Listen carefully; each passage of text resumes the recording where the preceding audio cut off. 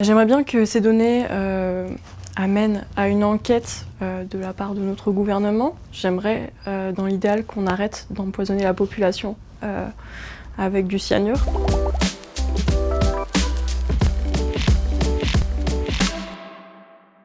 J'ai commencé à m'intéresser sur ce sujet quand une amie à moi a partagé des posts américains sur les risques liés à l'usage des lacrymos en manifestation. J'ai vu qu'apparemment il y avait des risques de fausses couches et j'ai commencé à creuser. Je me suis retrouvée avec plus d'une centaine de témoignages de dérèglements menstruels, de crampes, de douleurs et de fausses couches causées à cause de l'usage des lacrymos en France. Je fais des appels à témoignages massifs depuis septembre-octobre. J'ai eu un plus grand nombre de témoignages sur les manifs contre la loi de sécurité globale. Ça va entre 17 ans et 64 ans. Il y a des femmes, des personnes non binaires, des mecs trans sous testo qui ont fait l'expérience d'un retour de règles, des personnes ménopausées qui ont aussi fait une expérience de saignement.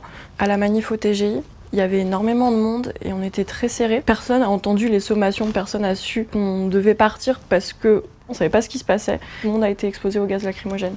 Et c'est là que j'ai eu le plus grand nombre de témoignages de fausses couches. On ne les croit pas dans leur douleur et on ne les croit pas quand elles décrivent des symptômes et la cause de ces symptômes. On parle du gaz CS, donc c'est le gaz qui est utilisé en France et dans beaucoup d'autres pays. C'est un gaz qui notamment se métabolise en cyanure une fois qu'il est dans l'organisme. Alexander Samuels est un biologiste qui a beaucoup travaillé sur les effets des gaz lacrymaux sur le corps. Il a mis l'hypothèse que vu que le gaz CS se métabolise en cyanure dans le sang, ça cause l'arrêt de l'oxygénation de l'utérus, qui cause des crampes menstruelles, ce qui va à son tour causer des fausses couches. On est persuadé que les pauvres personnes qui ont un petit corps tout fragile, qu'on considère comme féminin, ont plus de risques de faire des fausses couches parce que la manifestation les aura stressées que parce qu'elles auront inhalé un gaz qui se métabolise en cyanure dans leur organisme. On m'a beaucoup reproché